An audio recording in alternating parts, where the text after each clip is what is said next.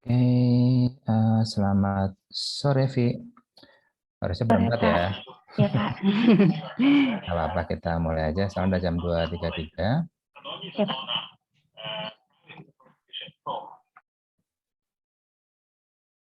Vivi lagi double. Enggak, Pak. Kakak meeting, Pak, di Oh sebelah. gitu. Iya. Kalau itu paling di mute aja, soalnya kan direkam ini. Oh iya, Pak. Ya. Oke, selamat sore. Selamat datang di mata kuliah Keamanan Informasi. Seharusnya sih untuk yang pertemuan 1 sampai 7, teman-teman masuk ke LMS-nya. Dari pertemuan sampai 7 itu yang ngisi adalah Pak Fabian. Nah, kalau Pak Fabian mengambil topiknya, kalau misalnya kita analogikan ini adalah posisi dari topik keamanan informasi yang kita pelajari di S1. Nah, kalau Pak Fabian dia akan mengerucut makin ke dalam, jadi lebih ke teknikalnya. Nah, kalau yang saya itu nanti malah ke atas. Jadi bukan ke melebar ke atas. Jadi ke layer manajemennya. Nah, kalau di keamanan informasi itu kan gimana caranya agar informasi yang kita simpan ataupun yang kita transmisikan itu aman. Nah, kalau yang Pak Avian tadi, dia ke teknikalnya, kalau saya ke level atasnya, ke manajemen. Nah, tapi biasanya sih selama ini Pak Avian duluan dari pertemuan 1 sampai pertemuan 7, kemudian ada mid exam, baru kemudian setelah UTS baru saya mengisi. Nah, cuma karena Pak Alfian beberapa bulan ke depan lagi sibuk banget, jadi kami tukeran. Jadi saya yang mengisi dulu, baru kemudian nanti setelah UTS Pak Alfian. Jadi nanti topiknya ini ditukar. Ini akan di-deliver setelah UTS, yang teknikalnya, sementara untuk yang manajemennya itu di-deliver sekarang sebelum UTS. Ya. Nah, sesuai dengan RPS, ini kan kodenya adalah TTI 6T3, berarti angka terakhirnya 3, itu berarti dia adalah 3 SKS. Nah, karena mata kuliah ini di-deliver masih online, karena masih pandemi, maka aturan dari rektorat, 1 SKS itu hanya boleh di-deliver tatap muka online seperti ini, maksimum 30 menit. Jadi 1 SKS, maksimum 30 menit. Nah, karena kita 3 SKS, berarti maksimum adalah 90 menit. Jadi kita nanti mau tidak mau ya harus selesai jam 4. Ya. Cuma sisanya kan harusnya 1 SKS itu kan 50 menit kan. Nah, sisanya 20 menit itu nanti diganti dengan tugas. Jadi di semacam kuis lah atau belajar mandiri. Jadi kita nanti diberikan tugas, tolong pelajari untuk ini, nanti submit apa. Nah, itu adalah pengganti yang sisa 20 menit karena 1 SKS harusnya adalah 50 menit. 30 menit tatap muka online-nya, 20 menit adalah tugas mandirinya. Nah, di sini ada 3 capaian. Yang pertama adalah mampu menganalisis dan memberikan solusi optimal untuk permasalahan pada bidang teknologi terkini melalui pendekatan intern dan multidisipliner. Oh, sorry, bukan yang ini. Yang ini. Jadi kita ada beberapa CLO. Yang pertama adalah teman-teman nanti setelah mengikuti mata kuliah ini, diharapkan untuk mampu memahami fungsi kriptografi dalam keamanan informasi. Nah, ini adalah yang dideliver oleh Pak Fabian, karena teknikal. Kemudian mampu menganalisis protokol AKE menggunakan metode formal dan informal, serta software yang bisa memudahkan kita mempelajari AKE ini. Ini juga Pak Fabian. Kemudian CL3, CL4 itu yang saya deliver. Anda akan mampu memahami pemanfaatan framework standar untuk keamanan informasi. Nah, di sini kita akan menggunakan framework-nya dari Framework X, dari Time Forum, dan juga kita menggunakan framework yang dari ISAKA, namanya adalah COBIT. Nah, baru setelah itu CL4, kita mencoba untuk membangun sebuah sistem yang bisa memanfaatkan konsep-konsep yang kita pelajari dari TAM, ITOM, dari Framework X, dan juga dari COBIT. Oke, nah ini adalah materi yang deliver sekarang. Maksudnya dari pertemuan pertama sampai pertemuan ke-7 sebelum UTS. Nah, untuk daftar pustakanya, nanti untuk yang topik saya itu menggunakan dari TM Forum, kemudian juga dari ISAKA, COBIT, dan nanti kita bisa menggunakan Laravel untuk membangun sistemnya, atau bisa menggunakan aplikasi lainnya. Dan juga kita akan menggunakan yang ini, Information Security, Critical Review, and Visual Direction for Research. Ini nanti untuk topik yang terakhir, karena topik terakhirnya itu nanti terkait dengan tulisannya Future Research untuk keamanan informasi. Jadi ke depan itu seperti apa sih? Nah, itu kita ingin bahas untuk teman-teman bisa membuka wawasan. Oke. Nah, sampai sini dulu pertanyaan dulu dari Vivi. Atau mungkin ada teman yang bergabung belum ya? Oh, sudah, udah rame. Sudah ada Dwi, Hafiz, sudah gabung. Oke, nah untuk di kuliah saya, itu aturan saya sih, teman-teman tidak perlu hadir di kelas online ini, karena ya kuliahnya akan saya rekam dan kemudian saya upload ke YouTube.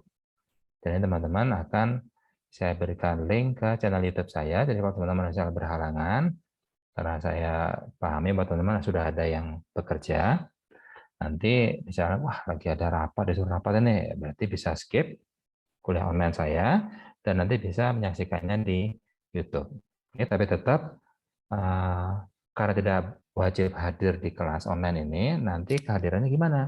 Nah, kehadirannya nanti adalah melakukan tugas di LMS. Jadi teman-teman harus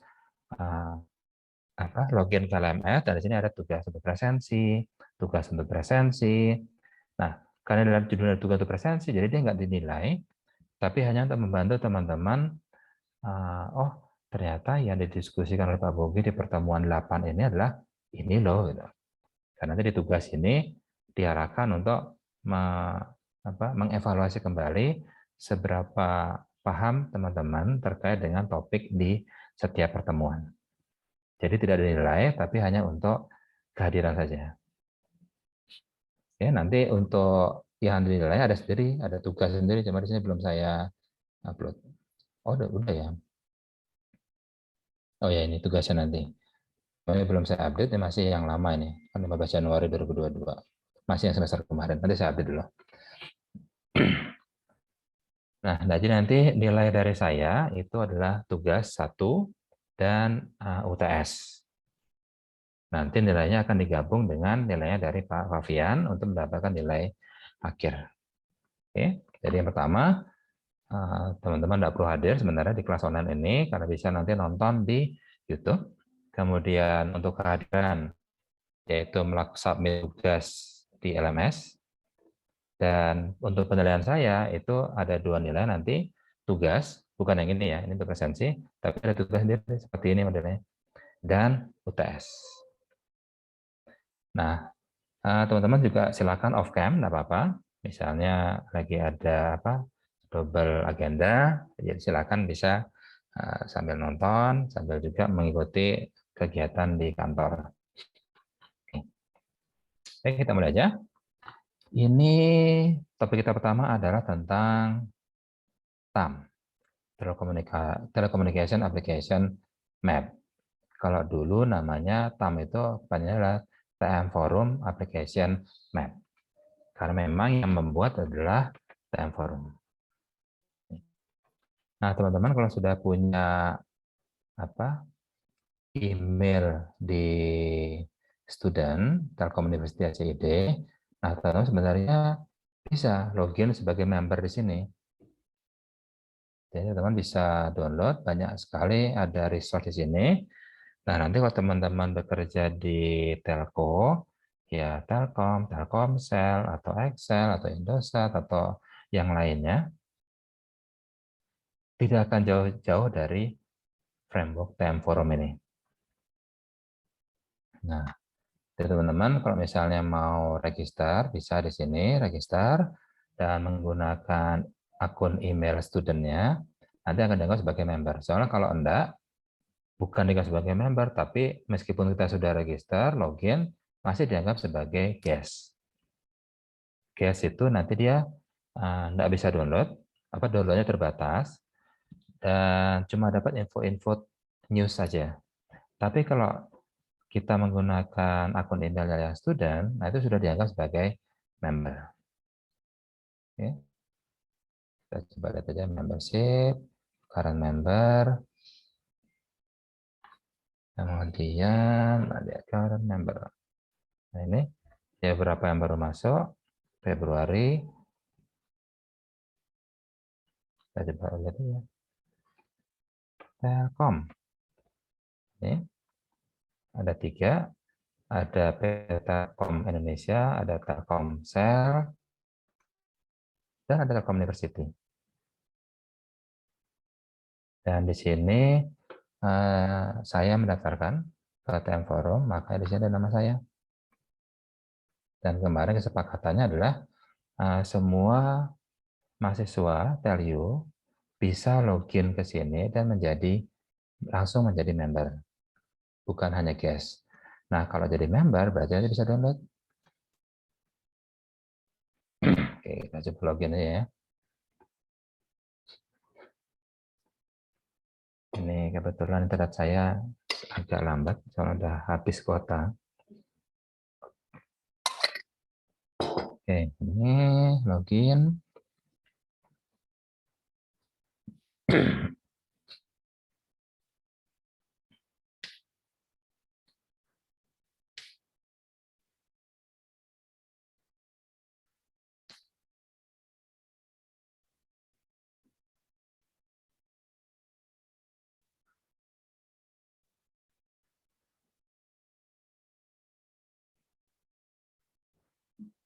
Sabar ya, agak lama.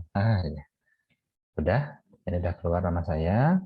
Nah, kalau sudah login seperti ini, nanti kita bisa download. Misalnya seperti ini, kita bisa masuk ke yang mana? Mau ITOM, atau SID, atau ODF, atau framework overview dulu. Terserah kita. Terus misalnya mau daftar ikut training, bisa. Kemudian mau ikutan eventnya, misalnya ada webinar, itu bisa juga. Cuma kalau guest pun juga ini juga bisa sih. Oke.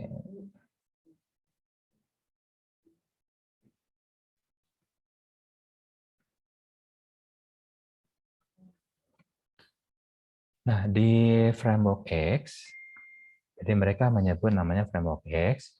Nah, historinya gimana sih? Itu lumayan seru juga. Jadi, tahun, saya juga lupa, tahun 90-an sih, sudah mulai ada inisiasi. Jadi pas tahun 90-an itu, ada semacam inisiatif untuk membentuk suatu konsorsium di mana telco-telco world class operator itu bergabung. Dan mereka di konsorsium itu mereka saling sharing. Karena mereka tahu telco itu kan pasti sifatnya regional kan. Jadi ya enggak mungkin lah misalnya saya cerita tentang dapur saya itu akan nanti bisa ditiru di sana, nanti malah mengganggu dapur saya ya. Nah, makanya mereka oke lah, nggak apa kita open aja. Nah, kita coba saling bantu untuk saling memperbaiki. Nah, mereka saling cerita. Kalau di kami, misalnya dulu yang gabung itu adalah AT&T, kemudian BT, British Telecom, kemudian DT, Dutch Telecom, sama French Telecom. Ini saya ingat. Jadi ada 4. Kemudian dari 4 world class operator ini, mereka saling sharing dalam konsorsium tersebut. Saling sharing, kemudian kalau di kami, kalau ada pelanggan mau daftar layanan baru, caranya seperti ini, prosedurnya seperti ini, mereka cerita. Oh, kalau di kami seperti ini, oh, kalau di kami seperti ini. Nah, dari cerita-cerita itu, Akhirnya timbul inisiatif. Gimana kalau misalnya ini dibentuk menjadi sebuah kerangka kerja, framework. Kita ambil saja best practice-nya. Jadi best practice itu adalah kalau di AT&T prosedurnya adalah A, B, C, D. Kalau di British Telecom, B, C, D, E. Kalau di French Telecom, A, B, C, D, E, F. Nah, itu nanti diambil irisannya. Nah, irisan itulah yang biasa kita sebut sebagai best practice. Jadi yang praktis-praktis yang dipakai di berbagai telco tadi. Jadi kalau orang bilang, oh ini sudah best practice, jadi maksudnya banyak digunakan di world class operator lainnya. Nah, akan mereka saling sharing, kemudian membentuk namanya framework tadi. Nah, kemudian dari framework tadi, baru mereka taruh ngasih nama nih. Nah, akhirnya framework-nya disebut sebagai framework X. Nah, di framework X ini, itu ada beberapa standar atau bukan standar ya, mereka lebih menyebutnya semacam best practice recommendation. Nah, dari best practice recommendation itu mereka membaginya menjadi dulu cuma ada 2. Malah pertama cuma ada 1. Mereka menyebutnya dengan namanya ITOM. Ini Business Process Framework, karena itu yang mereka pertama kali mereka sharing. Kalau di kami proses bisnis untuk customer mau daftar layanan baru seperti ini. Terus kalau mau komplain seperti ini bisnis prosesnya seperti itu. Nah, itu makanya mereka membuat yang namanya ITOM, Business Process Framework. Jadi itulah best practice BISPRO yang berlaku di berbagai world class operator tadi. Nah, kemudian kayaknya konsorsium kita ini diberi nama, mereka beri nama dengan nama TM Forum. Ini, TM Forum ini dulu namanya Tele Management Forum atau Telecommunication Management Forum yang isinya tadi world class operator. Nah, kemudian ini berkembang, akhirnya tidak hanya bisnis prosesnya yang digunakan framework, tapi juga aplikasinya. Dan mereka menyebutnya dengan nama Application Framework atau TAM. Kemudian berkembang lagi menjadi informasinya. Jadi kalau dulu pertama kan cuma bisnis proses, teman-teman pasti sudah terbiasa dengan bisnis proses kan. Jadi contoh misalnya seperti ini.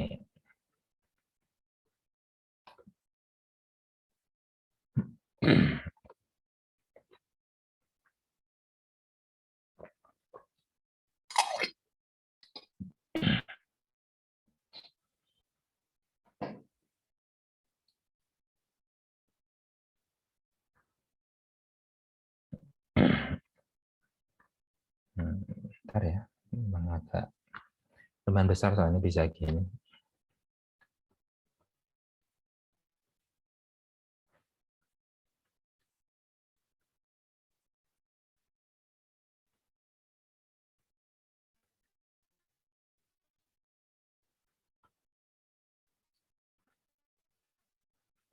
Nah, misalnya teman-teman pasti sudah pernah melihat bisnis proses kan ya. Jadi mungkin mulai dari start, kemudian ada proses, gini caranya. Sini start, dia masuk ke sebuah proses, kemudian dari proses ini nanti masuk lagi proses berikutnya, kemudian ada percabangan, dari percabangan ini ada sebuah tas, dan ada tas lainnya lagi, seperti ini. Dan terbiasa bisa memang untuk melihat dan menganalisis bisnis proses seperti ini kan. Nah, dari setiap bisnis proses, namanya juga bisnis proses, tentunya terbangun dari proses-proses kan. Nah, ini prosesnya. Tas 1, apa yang harus dilakukan? task 2 apa yang harus dilakukan. Kemudian ada branching, ada suatu decision di sini dilakukan untuk mengerjakan task 3 atau task 4. Nah, setiap task di sini, nah, nanti kita harus bisa menyediakan solusi IT-nya kan. Jadi kita ingin agar task 1 dan task 2 ini seluruh informasinya terekam. Misalnya, task 1 di sini namanya adalah input customer order. Kemudian setelah itu baru order fulfillment. Seperti ini misalnya. Nah, tentunya kita pinginnya agar pada saat nanti Salesforce kita berkunjung customer, kemudian ada customer yang mau order, nah tentunya kita nggak mau kan Salesforce kita cuma nulis di kertas gitu kan. Pinginnya agar langsung masukin ke aplikasi. Gitu. Nah, makanya kita harus bisa membuat sebuah solusi IT juga terkait dengan bisnis proses ini. Nah, makanya dari bisnis proses ini nanti kita harus bikin aplikasinya. Nah, biasanya nanti kita kasih keterangan di sini. Di sini di input di aplikasi misalnya apa ya? Kita beri nama saja S-Force, Salesforce, seperti itu. Kemudian order fulfillment juga demikian. Di input di app S-Force. Nah, dengan informasi seperti ini, kita jadi tahu, oh, nanti kita harus bikin suatu aplikasi atau solusi IT yang bisa kita inputkan customer ordernya. Dan juga pada saat order itu masuk ke backroom, orang backroom tahu apa yang harus mereka lakukan. Jadi bukan Salesforce-nya nelpon, Pak ini ada order, ordernya mau internet 1 mega. Jadi nggak seperti itu, tapi dia cukup input di aplikasi Salesforce, kemudian dari aplikasi Salesforce itu, orang backroom akan mengaktifkannya. Nah, nanti di sini, oh, oke, berarti kita butuh yang namanya aplikasi Salesforce. Nah, inilah masuk dalam kategori TAM tadi. Jadi kalau pertama kita bikin bisnis prosesnya dulu, baru kemudian kita bikin aplikasinya. Nah, di dalam aplikasi itu kan pasti ada informasi kan? Nah, informasinya itu seperti apa? Apa informasi yang harus mereka inputkan di Salesforce ini?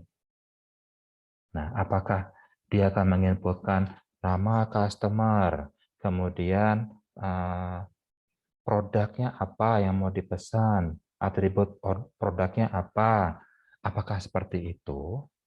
Atau Salesforce itu hanya boleh milih. Jadi misalnya pertama Salesforce akan menginputkan dia sedang lagi jualan misalnya di Bandung. Nah, pada saat dia aplikasi Salesforce tahu, oh ini lagi jualan di Bandung. Nah, nanti produk-produk yang keluar itu hanya produk-produk yang hanya boleh dijual di Bandung saja, termasuk atributnya. Jadi jangan sampai nanti Salesforce jualan misalnya internet sampai 10 gigabit, padahal nggak ada 10 gigabit itu kalau di Bandung. Contohnya seperti itu. Nah, maka setelah kita menentukan aplikasinya apa, kita juga harus menentukan data apa yang diinputkan oleh Salesforce tadi. Nah, makanya di sini ada framework yang ketiga, namanya adalah SID, Information Framework. Jadi nanti kita bisa menentukan, oh, dari aplikasi ini, Salesforce itu nggak boleh input nama customer, harus dari ada unit sendiri yang boleh menginputkan nama customer tadi gitu misalnya. Contohnya seperti itu. Nah, ini hubungan antara ITOM, TAM, dan SID. Ini adalah 3 framework yang ada di dalam framework X. Cuma sekarang namanya sudah ganti. Kalau dulu namanya framework X, sekarang namanya Open Digital Framework. Oke. Nah, selain dari 3 framework ini, TM Forum itu juga menyediakan beberapa tambahan lagi, kayak misalnya matriksnya, cara ngukur gimana, sudah seberapa bagus penggunaan atau pemanfaatan ITOM di tempat kita nih, gitu. Terus seberapa bagus penggunaan TAM, atau seberapa bagus penggunaan SID di tempat kita. Nah, itu TM Forum Matrix. Cuma kita nggak bahas ini. Kita hanya bahas ITOM dan TAM saja. Tidak sampai ke SID-nya juga. Oke. Nah, mungkin teman-teman, ya kalau nanti kerja di telco, kalau dari telco gimana ya? Nah, sebenarnya ada banyak kemiripan dari ITOM dan TAM ini dengan dunia kerja yang lain. Seperti misalnya, ya nanti saya kerja misalnya di healthcare. Nanti ada juga beberapa bisnis proses yang bisa kita ambil dari ITOM dan kita terapkan di healthcare service. Itu bisa juga. Nanti kita bisa lihat ya. Oke, ini untuk yang forum, jadi teman-teman nanti bisa silakan apply sebagai member. Nanti tinggal misalnya milih ke, saya pengen baca lebih detail tentang TAM. Kita klik TAM-nya. Kemudian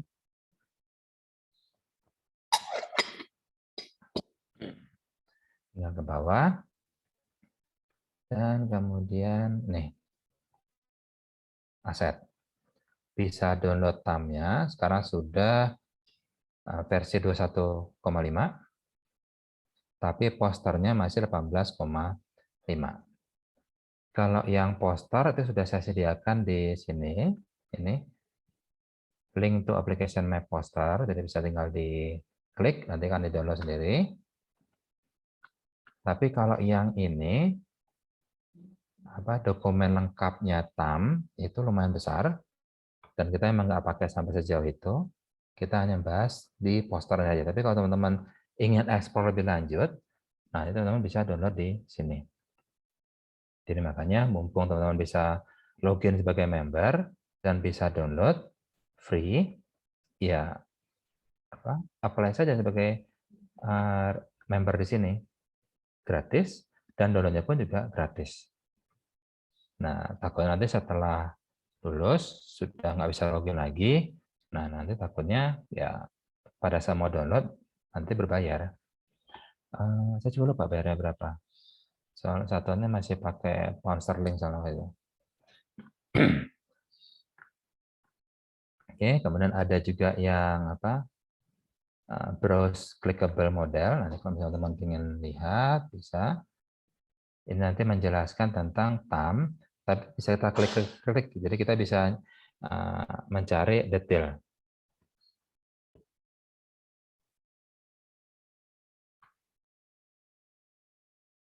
Oke, misalnya seperti ini, kita mau explore yang aplikasi framework-nya.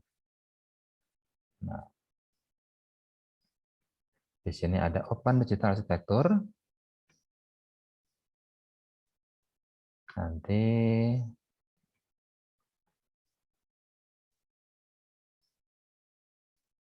nah,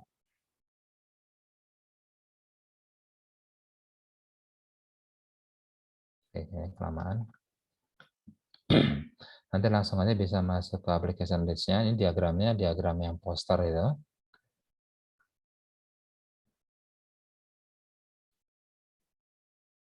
Oke, langsung aja ke application list-nya.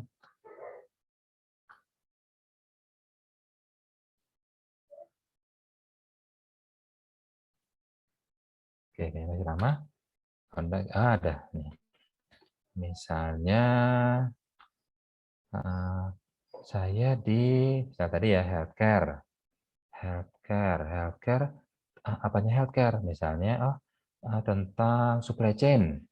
Kita coba cari. Ini. Supply chain management. Oke, ini ada. Tinggal diklik.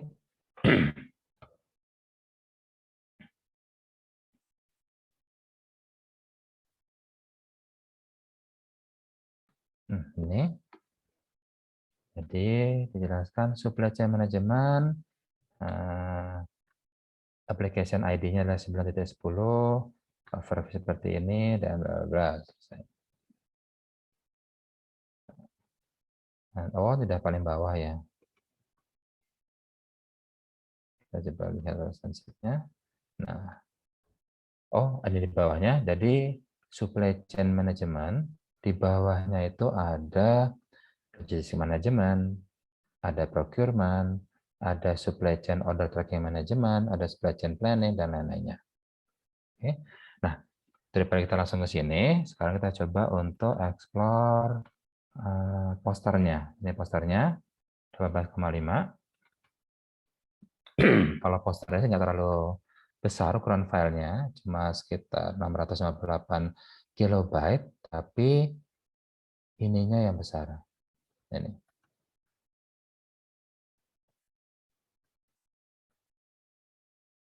.12 mega ya, nggak besar juga ya. Ini. Oh, ITOM yang besar. Kalau TAM cuma 11 mega, yang ITOM-nya lumayan 250 mega. Apa maksudnya dokumen lengkapnya. Tapi kalau cuma posternya doang, ya cuma segini. TAM-nya cuma 658 kilo, ITOM-nya cuma 600 kilo. Oke, lagi. Ini adalah TAM-nya, Open Digital Framework untuk yang aplikasi. Kita coba minimize dulu. Ini.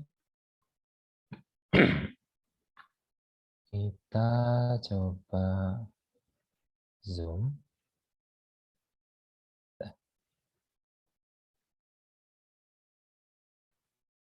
Nah, di sini ada beberapa warna untuk memudahkan kita mengidentifikasi. Nah, di TAM, oke, atau kayaknya lebih, oke, seperti ini misalnya ya. Nah, di sini dibagi menjadi aplikasi. Jadi di sini ada blok-blok namanya application group. Yang kalau kita zoom misalnya seperti ini. Nah, di sini ada namanya, ini aplikasinya. Campaign Management, Campaign Analytics, Campaign Design, Lead Generation Management. Ini masing-masing adalah aplikasi. Yang menurut best practice, maksudnya menurut berbagai world class operator, mereka punya ini. Mereka punya aplikasi yang berfungsi untuk melakukan manajemen campaign dan menganalisa campaign-nya, juga mendesain campaign-nya dan lain-lainnya. Jadi masing-masing adalah dianggap sebagai aplikasi. Nanti ada namanya application ID. Nah, setiap aplikasi di sini dia digrupkan menjadi satu. Namanya adalah Campaign and Funnel Management. Jadi ini bukan aplikasi, tapi masih application group.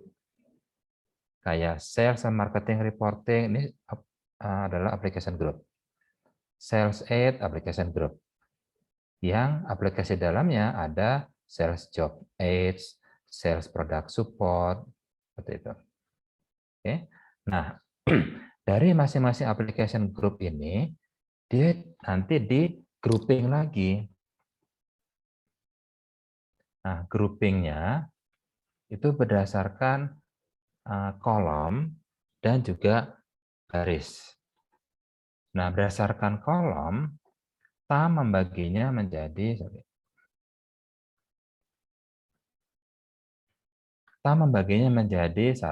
2, 3, 4, 5, 5. Berarti ada 5 kolom.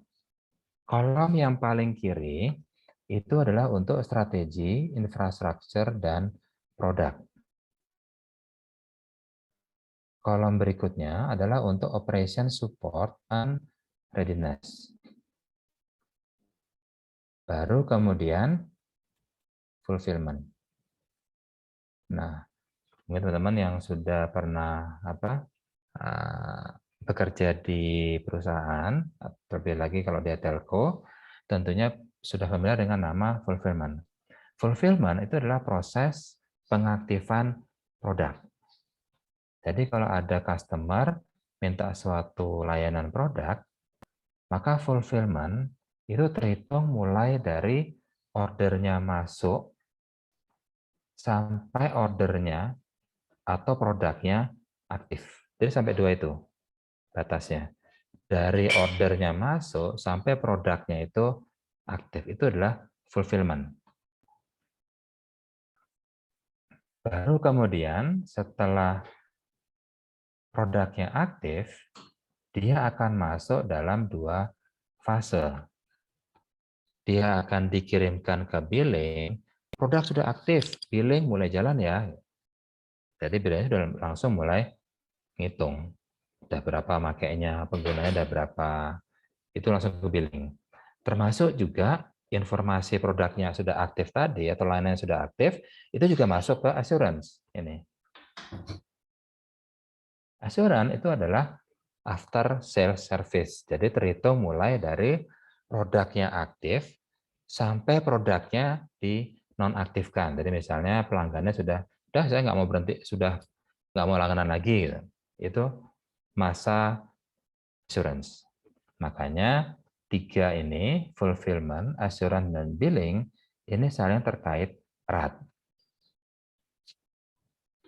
Bisa ngikutin ya, hubungan antara fulfillment, mulai dari order masuk, sampai produknya aktif. Produk aktif ini maksudnya, ya customer juga harus tahu dong, dia juga ngecek. Ya. Kemudian dari setiap produk aktif, dia akan langsung ngasih tahu billing, billing mulai jalan ya, sudah mulai ngitung penggunaannya. Dan juga dia akan memberitahu kepada assurance. Helpdesk, siap-siap ya, nanti kalau misalnya ada komplain, ini nomor langganan, nomor pelanggannya, dan nomor layanannya, nomor produknya. Jadi nanti kalau mau nge-trace, lebih gampang. Nah itu assurance. Makanya ketiga kolom ini itu saling terkait erat. Nah, sering disebut sebagai FAB, fulfillment, assurance, dan billing. Nah, untuk fulfillment ini bisa bekerja optimal, jadi kalau dulu pertama kali TM Forum, ITOM ini dibangun, itu cuma ada 3 ini, fulfillment, assurance, billing. Baru kemudian sekitar tahun 2005, masalah 2005-2006, gimana caranya order itu bisa masuk, kan startingnya fulfillment itu order masuk kan. Gimana caranya kita bisa order itu masuk kalau kita nggak ada proses di depannya ini. Kita harus bikin nih aplikasi-aplikasi yang bisa mensupport penjualan kita, sales kita. Nah, makanya di sini dibuatlah aplikasi grup lagi yang disebut dalam masuk kategori operation support dan readiness. Jadi maksudnya kita perlu aplikasi-aplikasi yang bisa membantu sales force kita untuk jualan. Nah, pada saat sales force kita ingin jualan, mereka juga harus tahu dong, ini produk yang mau dijual itu ready atau enggak. Jangan sampai nanti customer sudah didatangi oleh Salesforce, Pak, kita ada layanan internet nih 10 Mbps. Nah, Bapak mau enggak langganan? Oh iya, mau. Begitu diinput, order masuk ke fulfillment, orang fulfillment bilangnya, wah, udah habis lainnya, udah nggak bisa lagi nih, harus masang tiang lagi, itu paling ya bisa 6 bulan lagi. Nah, itu kan berarti sudah orang Salesforce nggak tahu kan bahwa ini sebenarnya ready atau enggak produknya untuk daerah ini. Namanya di sini Nah, ada sebuah kolom lagi tambahan agar orang Salesforce tahu bahwa apa yang mereka jual itu ready atau tidak. Nah, beberapa aplikasi yang masuk ke sini adalah tadi campaign, marketing, sales, kemudian offering seperti itu. Nah, kemudian berkembang lagi itemnya dan juga TAM. Kalau misalnya kita langsung jualan, takutnya nanti orang Salesforce itu jualannya ngawur. Pokoknya yang penting tercapai 1.000 customer baru. Ini nggak benar. Nanti kalau 1.000 customer baru itu ternyata bulan depannya langsung putus, minta putus. Nah, makanya dibikinlah lagi satu lagi kolom di sebelah kirinya, yaitu sebelum orang Salesforce jualan, kita harus bikin dulu strateginya. Jadi strateginya harus kita bikin dulu, kita desain dulu. Jadi kita bisa bilang, oke, Salesforce boleh jualan, tapi untuk daerah ini, karena di sana dikuasai oleh kompetitor nih, boleh nanti teman-teman Salesforce ngasih diskon sampai 70%, bisa. Nah, itu strategi. Dan itu dimasukkan ke dalam sistem juga. Jadi jangan manual ya. Agar nanti orang Salesforce-nya, wah, saya bisa ngasih diskon 70% nih, saya tawarin ke tempat yang lain di sana gitu. Padahal di sana benar nggak boleh ngasih 70% gitu. Karena di sana udah nggak ada kompetitor, kita sudah menguasai di sana gitu. Nah, makanya di sini urutannya adalah pertama adalah kita bikin strateginya, strategi marketingnya misalnya, strategi marketing, strategi produknya, strategi infrastruktur. Jadi misalnya tahun kemarin di sana ada 200 orang yang ingin daftar, tapi tidak bisa kita layani tahun lalu karena sudah habis. Nah, berarti kita harus bangun nih infrastruktur baru ke sana. Nah, makanya di sini ada 3, strategi, infrastruktur, dan produknya. Seperti apa desainnya, arahannya seperti apa. Baru setelah itu masuk ke orang Salesforce, itu bisa ngapain aja. Tentunya mereka juga tahu produk yang mereka jual itu ready atau enggak. Baru setelah itu, setelah jual, ada yang oke, baru bisa masuk ke fulfillment, terus masuk ke billing dan assurance. Nah, itu prosesnya dari kiri ke kanan. Oke, itu kolomnya ya. Nah, sekarang untuk kategori barisnya. Nah, di kategori baris di sini, ini sebenarnya juga grouping sih. Cuma groupingnya ini berdasarkan kedekatan dengan customer atau kedekatan dengan alat produksi kita istilahnya. Nah, kita menyebutnya di sini adalah customer di sini. Ini bisa nggak ya? Bisa, oh nih. Kita tulis saja. Misal di sini, belum. Nah, customer itu berada di sini. Ini ada customer-nya. Ada di atas customer-nya. Nah, makanya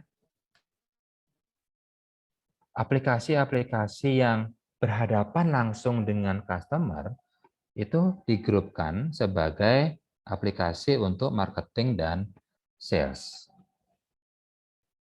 Oke, bentar dulu. Apa bedanya marketing dengan sales?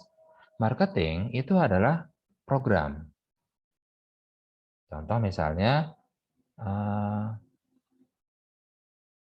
tahun 2022 arahan marketing kita adalah misalnya IndiHome. IndiHome laku subscriber baru sebanyak 10.000 customer baru, new customer. Jadi marketingnya, arahan marketingnya adalah 2022 10.000 new customer. Itu marketing. Jadi kita punya marketing, jadi kita punya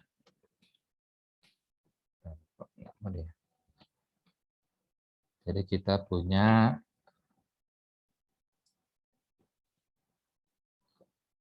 sini aja lah, marketing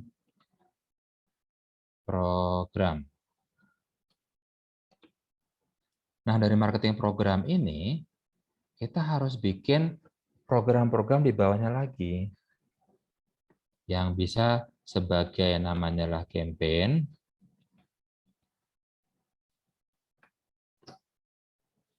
Campaign ini bisa beberapa jenis, misalnya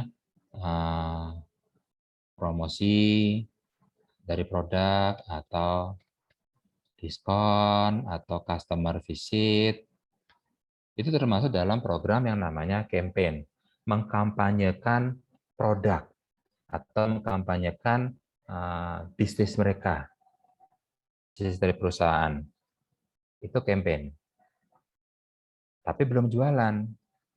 Nah, dari campaign ini nanti akan muncul yang namanya lead. Lead itu adalah petunjuk. Jadi misalnya campaign-nya adalah bagi-bagi flyer. Nah, dari bagi-bagi flyer itu kan biasanya ada nomor kontaknya kan. Nah, dari nomor kontak itu mungkin dari 1000 flyer ada 10 lah atau 20 lah yang nelpon. Pak, ini saya dapat flyer di jalan. Katanya IndiHome lagi ada promo 20% kalau mau ordernya di bulan Februari ini. Nah, bulan Februari kan tinggal 3 hari lagi nih. Beneran ini Pak ada promo seperti ini. Nah, itu sudah menjadi suatu petunjuk bahwa oh ini ada calon customer loh. Nah, petunjuk itulah disebut sebagai lead. Meskipun dia mungkin tidak jadi order, tapi setidaknya dia sudah jadi lead. Jadi kita bisa tanya dulu, oh iya Pak, betul Pak, dengan Bapak siapa ya Pak? Kita cari, minimal misalnya nama, atau nomor telepon, dan beberapa lainnya, mungkin kalau bisa dapat alamatnya lebih bagus. Nah, kemudian misalnya kalau lead ini berhasil dijadikan order, ya bagus kan berarti. Tapi kalau nggak jadi order, ya setidaknya dia jadi lead di tahun berikutnya. Misalnya ternyata yang nelpon tadi, rumah saya di daerah Bojong Soang. Wah, kalau Bojong Soang kebetulan udah habis Pak line-nya. Tapi kebetulan minggu depan atau bulan depan itu kami mau narik kabel baru. Nah, Bapak bisa didaftarkan sebagai prioritas pertama nanti gitu. Ya, nanti Bapak namanya dicantumkan di sini. Jadi nanti Bapak akan dikunjungi begitu tiang dan lainnya itu sudah siap. Oh ya, boleh, boleh, boleh. Ya. Tapi promonya masih berlaku enggak? Oh, masih Pak. Ini makanya saya tuliskan sekarang kalau Bapak mau. Nah, itu adalah lead. Meskipun dia belum jadi saat itu, tapi bisa. Depannya bisa kita telepon lagi. Pak, ini sudah siap. Lainnya jadi nggak mau langganan? Seperti itu misalnya. Itu lead, petunjuk. Nah, jadi dari lead ini nanti bisa jadi sales atau bisa jadi ntar saya lupa istilahnya. Ya, pokoknya nggak jadi sales lah gitu. No sales. Nah, cuma setelah jadi lead, itu bukan orang marketing lagi yang kerja, tapi sudah orang sales. Nanti orang marketing itu yang bilang ke orang sales. Ya nggak bilang langsung, tapi orang salesnya sudah tahu ada lead nih. Gitu. Saya harus datang ke sana, maka langsung dia datang. Pak, Bapak tadi telepon ke ini ya, ke marketing ya, katanya Bapak pengen langganan ini. Iya Pak, ini lagi ada promo. Nah, itu orang sales yang kerja. Oke, sekarang kita sudah bisa ya membagi antara bedanya antara marketing sama sales. Kalau marketing tadi dia hanya membuat marketing program, kemudian di bawahnya ada apa, campaign atau apa. Nah, kemudian dari campaign-campaign itu bisa menghasilkan lead. Nah, lead ini dia akan di follow up oleh orang sales. Itu bedanya antara marketing sama sales. Cuma memang di beberapa perusahaan itu jadiin satu sih. Orang marketing ya orang sales juga. Ya. Makanya di sini marketing atau sales. Nah, kemudian untuk orang marketing dan sales ini bisa bekerja, dia harus disupport dengan informasi produknya. Makanya produk di sini nempel langsung dengan marketing dan sales-nya. Baru kemudian di bawahnya ada database customer. Atau orang sering menyebutnya dengan Customer Information Management. Dan di sini banyak sekali aplikasinya. Karena memang kekuatan data itu yang bisa dimanfaatkan oleh apapun perusahaannya untuk bisa menggenerate sales, menggenerate revenue. Makanya urutan paling atas adalah marketing dan sales, karena ini yang berinteraksi langsung dengan customer. Tapi untuk orang marketing dan sales bisa bekerja, dia butuh informasi produknya. Dan informasi produk ini juga terkait dengan informasi customer-nya. Dimana orang marketing dan sales, dia harus punya dua buah informasi yang powerful, produk dan customer. Oke. Nah, baru kemudian di belakangnya, ini makin ke bawah, makin mendekati ke backroom istilahnya. Layanannya apa? Dan untuk bisa menyediakan layanan tadi, kita butuh resource-nya apa saja. Nah, bentar, apa bedanya produk, service, dan resource? Bukannya ini sama aja ya? Nah, kita breakdown dari bawah dulu. Resource itu adalah alat produksi. Contoh misalnya di sini ada router, ada ONT, ada fiber optik, itu adalah resource. Atau kalau di telco nyebutnya dengan ALPRO atau alat produksi. Alat atau resource yang bisa mereka gunakan untuk jualan. Jadi barang fisiknya itu resource. Nah, dari resource-resource tersebut, kita harus bisa mengenerate, kalau resource seperti ini, layanan apa yang bisa kita bangun? Misalnya, service-nya adalah internet. Internet to the home. Jadi internetnya sampai ke rumah, misalnya seperti itu. Udah lengkap kita nih, router ada, FO-nya ada sampai ke RT terdekat di sana, ke RT-nya ya. Terus perangkat-perangkat juga kita sudah lengkap. ONT juga sudah ada.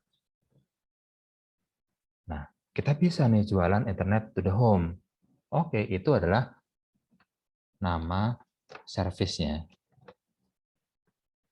Jadi service-nya adalah layanan apa yang bisa kita berikan. Nah, baru kemudian kita beri branding. Nah, branding tadi itulah yang disebut sebagai produk. Contoh misalnya, kita nggak bisa jualan, Pak, mau internet to the home, meskipun namanya bagi orang teknis langsung paham kan, oh internet to the home, berarti dari rumah saya bisa internet nih gitu. Tapi buat orang awam, mereka nggak akan ngerti apa itu internet to the home. Namanya kita harus kemas dengan suatu nama. Misalnya contoh, Telkom menjual namanya dengan nama produk IndiHome. Tapi kalau jualannya ke customer-nya bukan yang ke rumahan, tapi ke yang misalnya kampus atau perusahaan kecil, itu bukan IndiHome namanya, tapi namanya adalah jadi Astinet. Tapi dia beda loh ininya. Jadi antara IndiHome sama Astinet itu memang secara layanannya itu beda. Resource-nya mungkin sama, tapi layanannya beda. Karena ini internet to the home, kita juga punya internet to the campus misalnya, atau SME, Small Medium Enterprise. Resource-nya sama, tapi layanannya beda. Layanan itu berarti konfigurasi resource-nya yang berbeda. Contoh misalnya IndiHome, mungkin kita bilang, oh IndiHome 100 Mbps. Tapi sedikit orang yang paham bahwa 100 Mbps itu sebenarnya adalah sharing. Jadi kalau begitu misalnya lagi hari libur, kok lambat ya? Padahal 100 Mbps nih. Nah itu karena dia sharing dengan tetangga-tetangga di sebelah. Tapi kalau internet to the campus atau SME, enggak. Kalau kita langganan 100 Mbps, ya dia memang 100 Mbps, dia nggak akan di-sharing. Makanya memang harganya lebih mahal. Meskipun resource-nya sama. Perangkat yang digunakan di background itu sama persis. Tapi konfigurasinya yang beda. Makanya layanannya beda. Jadi dari beberapa resource ini, kita bisa mengenerate beberapa layanan. Dan dari beberapa layanan ini, kita bisa mengemasnya menjadi nama produk.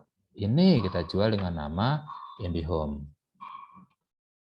Ini kita jual dengan nama Astinet. Dan yang lainnya.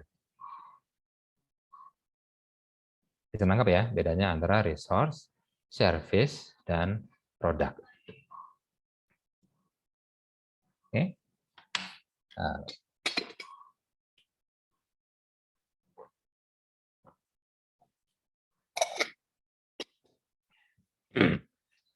nah, sekarang di belakang resource ada apa lagi? Ada supplier dan partner. Kok ada supplier? Nah, kenapa supplier ada di belakang resource? Nah, bisa saja. Misalnya,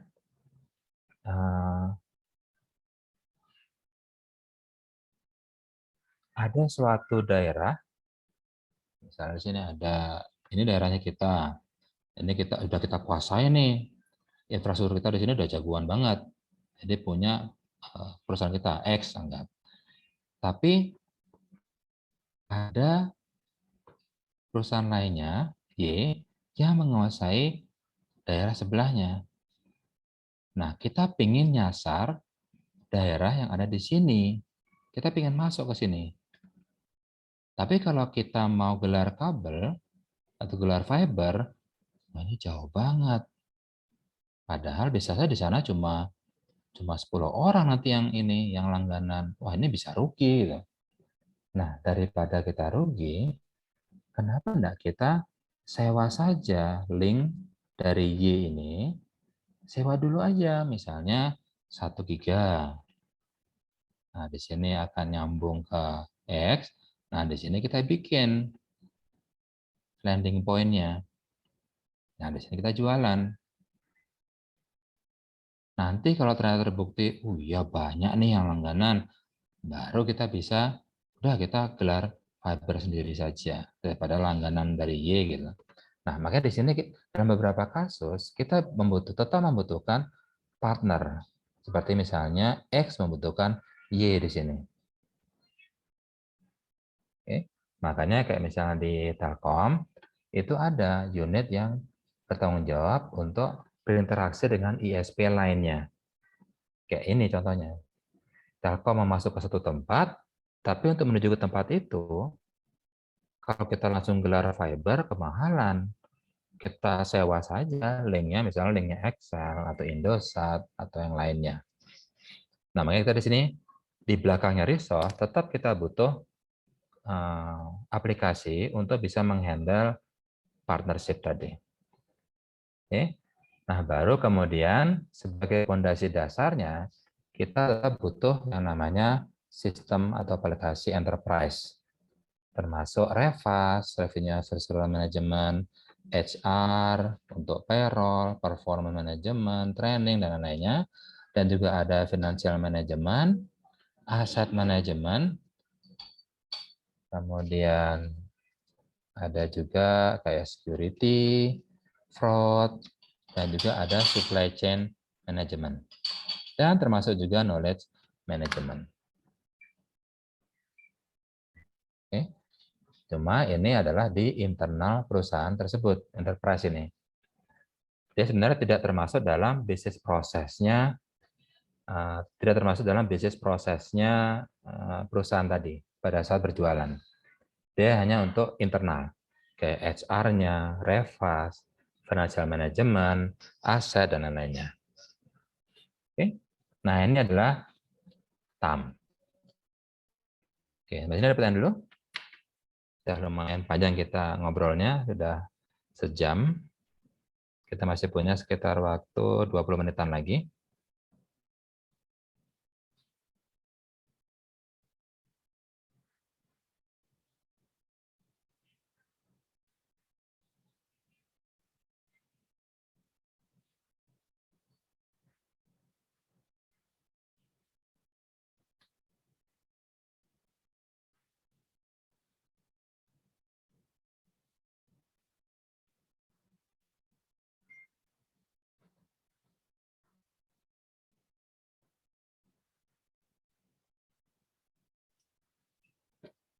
Oke, kalau nggak ada pertanyaan, kita lanjut lagi. Ini saya hapus dulu ya. Sudah terlalu banyak coretan. Bisa nggak ya hapus all? Bukan ini. Nggak bisa. Nggak usah. Nah, kita coba sekarang zoom. Kita coba fokus ke beberapa aplikasi saja. Misalnya yang customer. Karena kenapa customer? Soalnya apapun perusahaannya, tetap fondasi dasarnya adalah data customer. Ya kan? Nah, di customer, di baris customer ini, yang warna kuning, dia nggak ada di strateginya. Jadi strategi, infrastruktur, produk itu nggak masuk. Karena dia memang tidak melibatkan customer. Tapi mulai dari operation support and maintenance, butuh data customer. Jadi contoh misalnya, orang kalau mau jualan, tentu harus tahu dulu kan, siapa customer yang mau disasar ini. Gitu. Profilnya seperti apa. Gitu.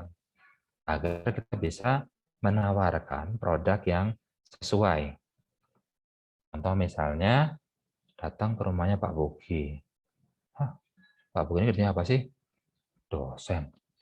Dosen paling gajinya cuma segini. Kalau gajinya cuma segini, kayaknya kalau kita tawarin yang besar, kayaknya nggak bakalan mau deh. Bentar dosennya dosen apa dulu? Kalau dosen teknik, wah bahaya. Nanti bisa tahu dia tentang belakang-belakangnya kita. Gitu. Oh berarti kalau Pak Bogi kan dosen teknik nih, berarti kita pasti nanti mikirannya adalah ini bagus nggak linknya seperti itu. Nah berarti kita yang kita tawarkan itu jangan IndiHome. Soalnya kalau IndiHome nanti komplain terus bapaknya. Ini katanya 100 Mbps, mana 100 Mbps? Kalau udah dijelasin dari awal ini sharing. Nah, profil dari customer itu yang sangat dibutuhkan. Makanya sebelum orang jualan, sebelum Salesforce kita datang berkunjung ke customer, dia harus tahu dulu data customer-nya, profilnya seperti apa. Kerjanya apa? Dosen. Oke, dosen apa dulu? Teknik sama manajemen itu beda jauh. Kalau dosen manajemen mungkin mikirnya, Pak ini 100 Mbps. Kalau Bapak pakai ini, kemudian Bapak bisa melakukan conference atau meeting online, lancar banget ini Pak. Nggak akan ada ini, nggak akan ada delay sama sekali. Dan nanti customer Bapak, bahasa Bapak, pasti akan terkesan, wah ini keren banget ini videonya ya. Bahkan pada saat Bapak nanti nyetel video untuk ditonton bersama, lancar, nggak ada grid sama sekali. Gitu. Nah, itu cara kita menyasar kalau dosen dia manajemen. Kalau dosen teknik, seperti Pak Bogi, wah boro-boro. Dia pasti nggak akan mikir benefit cost-nya, pasti mikirnya ini teknikalnya gimana, gitu. Seperti itu contohnya. Nah, makanya di sini, di Office Support Readiness, dia butuh beberapa aplikasi. Contoh misalnya adalah Customer Profile Management yang di sini. Ini yang tadi. Pak Bogi, kerjanya apa? Dosen. Dosen apa dulu? Teknik. Udah berapa tahun dia ngajar? Sebelumnya kerja di mana? Nah, itu adalah profil yang kita butuhkan. Termasuk juga hierarkinya seperti apa. Misalnya, Pak Bogi ini dosen di mana? Oh, di Telyu. Telyu itu kayaknya ada banyak deh dosen tekniknya. Ada 1000-an lebih. Gitu. Kenapa enggak kita kunjungin aja kampusnya? Kita bilang, Pak, kenapa enggak dari kampus aja yang bayarin link internetnya dosen. Gitu. Nanti kita bisa kasih harga banding yang lebih murah daripada Bapak memberikan tunjangan untuk masing-masing dosen untuk bisa beli data. Mending kita aja yang kasih langganan internet seperti itu misalnya. Itulah customer hierarchy. Jadi kita tahu hubungan antara Pak Bogi dengan Telio seperti apa, Pak Bogi dengan Bu ini sebagai istrinya apa hubungannya. Jadi jangan sampai nanti kita telepon, halo selamat pagi Pak Bogi, ini kami ada tawaran ini. Pada saat yang sama di sebelahnya, telepon istri saya. Sore Ibu, ini kami ada tawaran ini. Pada sebelahan, kok sama ditawarinnya. Nah itu kita butuh hierarki, kita butuh relationship dari customer kita. Nah di sini kita butuh grup informasi atau grup aplikasi yang namanya Customer Information Management. Oke, nah ini sebagai contoh saja. Nah, sebenarnya ini fungsinya buat apa sih? Nah, ini yang disebut sebagai peta. Jadi pada saat nanti teman-teman misalnya kerja di telco, kemudian atasan Anda minta tolong dong bikin aplikasi buat CRM, Customer Relationship Management. Nah, mungkin teman-teman langsung nyari ini kan, CRM itu apa ya?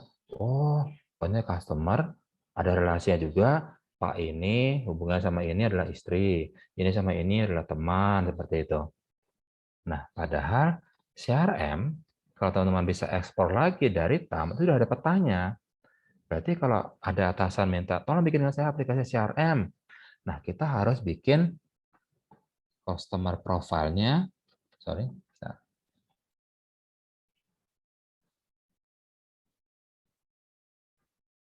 di warna. Kita harus bikin aplikasi yang ada customer profile. Terus apalagi ada hierarkinya. Kemudian kita juga sudah tahu dia sudah subscribe atau belum. Kalau sudah subscribe-nya ke produk apa? Seperti itu. Terus misalnya ini pernah di wawancara enggak? Puas atau enggak? Nah, ini makanya kita bisa punya aplikasinya. Jadi nanti kita bikin survei, kita rilis. Selamat pagi Bapak, minta tolong ya, hanya 3 menit untuk mengisi survei kami. Nah, ada hadiah menarik loh untuk mengisi survei kami ini, seperti itu misalnya. Ya. Nah, dari customer insight ini, kita juga bisa melakukan customer profiling. Beda sama yang di sini. Oh, inilah profile manajemen dari profile usernya. Yang ini adalah profile dari hasil insight-nya, dari hasil kuesioner tadi, dari hasil wawancara.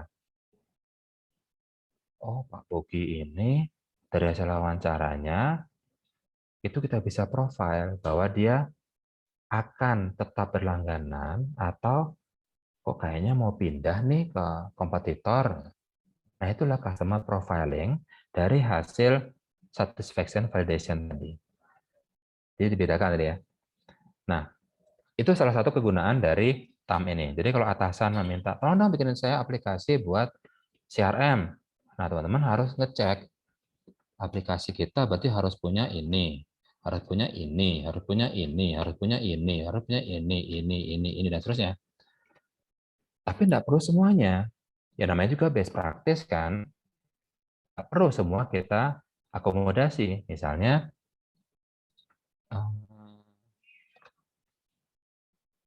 mana ya?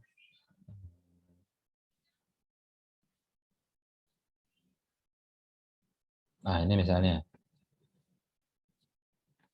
customer credit management. Selama ini kita pembayaran anggaran itu bukan, jadi kita bukan telco yang berbasis subscription, tapi berbasis pay per view misalnya. Jadi kalau mau pakai, bayar. Tapi setelah itu, udah. Nah, kalau modelnya seperti itu, kita tidak bisa punya data manajemen kreditnya. Kan kita misalnya kalau misalnya punya tagih kredit card, kan biasanya nanti ada tulisan kan status pembayaran lancar atau kurang lancar atau tidak lancar. Nah, itulah manajemen kreditnya itu. Nah, itu hanya berlaku kalau dia melakukan subscription yang pembayarannya per bulan. Jadi ada pembayaran yang rutin. Nah, itu kita bisa lihat dia sering telat nah bayarnya atau selalu on time, begitu bagian keluar berarti kemudian langsung dibayar. Oh, ini tipe orang yang nggak mau nunggu, nggak mau merasa berhutang, jadi langsung bayar. Nah, itu di manajemen. Nah, masalahnya perusahaan kita bukan perusahaan yang memberikan layanan subscription tadi, tapi hanya pay per view. Jadi kalau orang mau nonton apa, bayar. Tapi setelah selesai nonton, udah selesai. Nah, itu kan dia nggak ada subscription kan. Nah, itu masalah dengan credit management. Berarti kita nggak perlu bikin aplikasi itu. Nah, itu contohnya. Nah, kemudian itu salah satu penggunaan TAM ya. Yaitu kalau atasan minta, tolong bikin saya CRM. Teman-teman tahu apa yang harus di-deliver dalam aplikasi CRM tadi. Atau kita butuh aplikasi untuk billingnya customer. Jadi kita tahu, oh billingnya customer itu berarti kita butuh yang di sini. Ini semua ini kita harus bikin. Tapi kita cek dulu mana yang memang mandatory, mana yang kita nggak pakai ini. Gitu. Itu billing. Oke. Nah, solusi kedua atau penggunaan kedua dari TAM ini adalah kalau misalnya teman-teman tidak mau bangun sendiri, tapi mau mentenderkan ke pihak ketiga. Yo, siapa yang bisa bikinin saya aplikasi CRM? Nanti ada banyak datang kan. Oh, saya sudah punya CRM, dan siap pakai gitu. Oke, yuk kita petakan. Ya, oke. Tadi Anda bilang CRM. Coba tunjukkan di aplikasi Anda bisa ini nggak ada data customer nggak? Oh, ada dong. Mana tiba-tiba itu? Oh, itu ya benar. Oke, cek. Terus relasinya ada nggak dengan customer lainnya? Wah, ada. Kan namanya juga CRM, relasi manajemen. Oke, cek.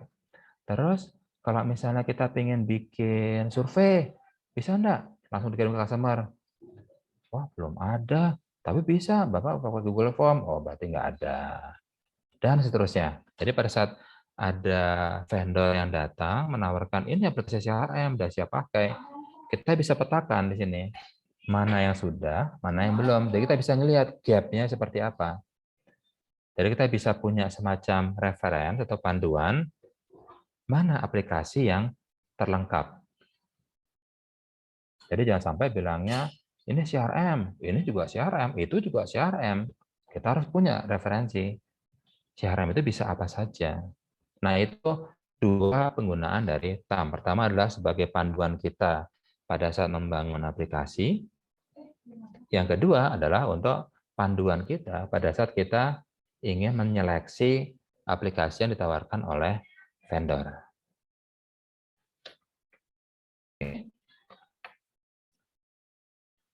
Oke, so far itu ya sebenarnya sih yang perlu saya sharing. Jadi nanti yang penting teman-teman paham bagaimana cara membaca peta aplikasi ini, TAM ini, dan paham juga penggunaannya seperti apa. Dan nanti kalau teman-teman bekerja di telco atau perusahaan lain, misalnya diminta, tolong bikin saya aplikasi CRM atau aplikasi marketing. Nah, teman juga sudah tahu, oh marketing itu kita cari yuk. Ini marketing, oke ini marketing. Marketingnya untuk apa dulu? Marketingnya untuk membantu orang jualan, atau marketingnya itu untuk membantu order aktivasi, fulfillment, atau untuk membantu billing. Karena semua masing-masing punya daerahnya sendiri gitu. Nggak ada billing ya, ini kuning soalnya. Karena marketing cuma sampai ke sini, berarti sampai ke fulfillment saja. Jadi cuma sampai sini, marketing and sales. Silakan kalau ada pertanyaan.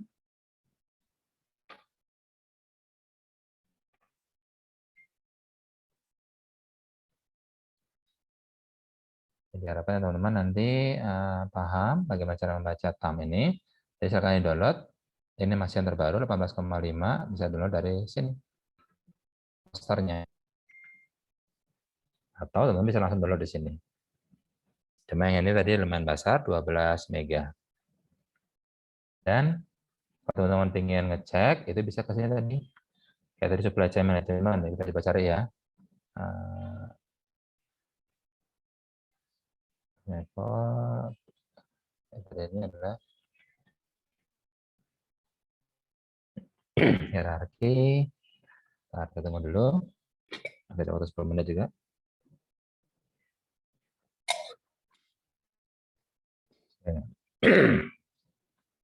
Mau masuk yang mana domainnya? Misalnya enterprise. Oke, kita coba enterprise domain. Berarti yang dia yang di bawah ini ya, yang di sini deh. Oke, enterprise domain. Mau yang apanya? Misalnya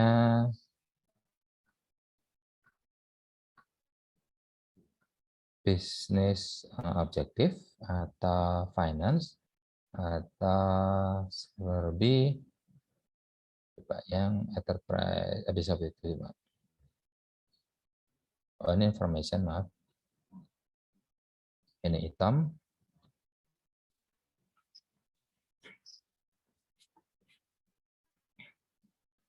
Oh, bukan ya. Saya kayaknya salah klaim ini. Matrix. Hitam.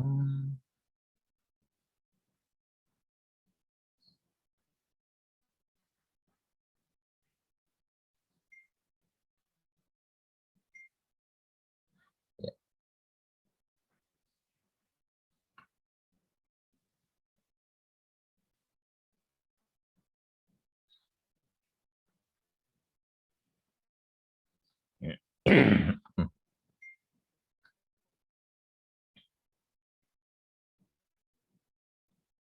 Jadi nggak dijelaskan di sini ya.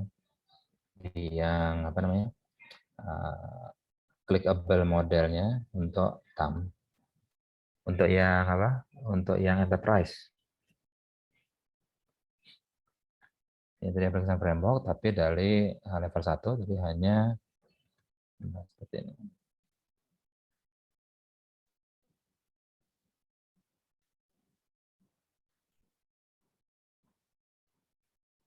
Misalnya, oke, kita coba tadi yang Customer Information Management.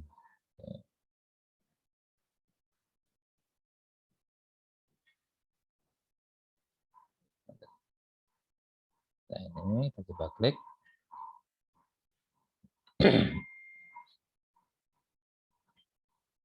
Nanti dia akan lebih dalam lagi. Customer Information Management, dia punya ini aplikasi Customer Hierarchy Group Management, seperti tadi ya. Customer Information Management, Customer Information Management. Nih, dia punya Customer Hierarchy and Group Management. Customer Hierarchy and Group Management. Kemudian juga punya Customer Profile Management, oke. Customer Credit Management. Ini. Customer Interaction Collection and Storage. Ini. Dan Customer Subscription Management. Nanti kita bisa breakdown lagi. Kalau yang di poster ini cuma sampai ke sini kan. Ini bisa kita breakdown lagi. Misalnya tadi yang Profile Management. Ada apa sih di bawahnya lagi? Nah, ada lagi, tapi cuma sampai sini sih. Ini sudah yang level 2-nya, level 3. Betul, level 2, maaf. Jadi ada di Customer Profile Management, itu ada Detail Management, Preference, dan Profile Retrieval. Ini adalah beberapa fungsi, di sini sudah levelnya ada fungsi ya. Kemudian ini masih aplikasi, ini levelnya sudah fungsi. Jadi ada fungsi untuk detail manajemen, kemudian administrasi preferen, dan juga untuk profile retrieval. Nah, ini contohnya cara menggunakan yang clickable model. Baik, ada pertanyaan Mbak sampai sini? Jadi target untuk 7 pertemuan ini adalah memberikan wawasan kepada teman-teman tentang bagaimana cara kita memanage keamanan informasi. Nah, kok bisa ada keamanan informasi ada hubungannya sama TAM sama ITOM? Nah, itu nanti kita bahas pada saat kita masuk ke COVID. Nanti akan kelihatan benang merahnya seperti apa. Kenapa TAM, ITOM, dan juga nanti COVID itu terkait erat sebenarnya dengan keamanan informasi, tapi dari level manajemen. Oke. Baik, kalau ada pertanyaan, mungkin kita cukupkan sampai sekian. Nanti teman-teman yang belum bisa join di pertemuan ini bisa nanti nonton di YouTube. Oke, nanti saya berikan linknya lewat WhatsApp group. Baik, kalau begitu selamat sore dan terima kasih yang sudah join. Pak, saya ingin bertanya, Pak. Oke, gimana? Tapi ini mengenai tugas presensi. Oh ya, Itu diisinya boleh dari sekarang atau nanti ya, Pak? boleh. Oh ya, saya juga lupa bilang. Presensi ini itu batasnya adalah sampai setiap hari Sabtu. Jadi kalau kelasnya hari ini, berarti terakhirnya adalah hari Sabtu jam tengah malam sih. Pokoknya hari Sabtu aja. Jadi begitu sudah masuk hari Minggu, sudah dianggap terlambat. Tapi untuk di LMS-nya di sini status submission-nya baru dibuka tanggal 28 April, Pak. Ya, memang belum saya buka. Biasanya baru saya buka nanti setelah selesai kelas, baru saya buka. Oh ya. Gitu sih. Ya, ini masih saya copy dari yang semester kemarin soalnya. Oh ya. Ya. Makasih, Pak. Jadi untuk kehadiran nanti menggunakan yang tugas ini ya, tugas presensi yang ini. Baik, kalau ada pertanyaan lagi, kita cukup sampai sekian. Terima kasih dan selamat sore semuanya. Makasih, Pak. Selamat sore. Makasih, Pak. Sore.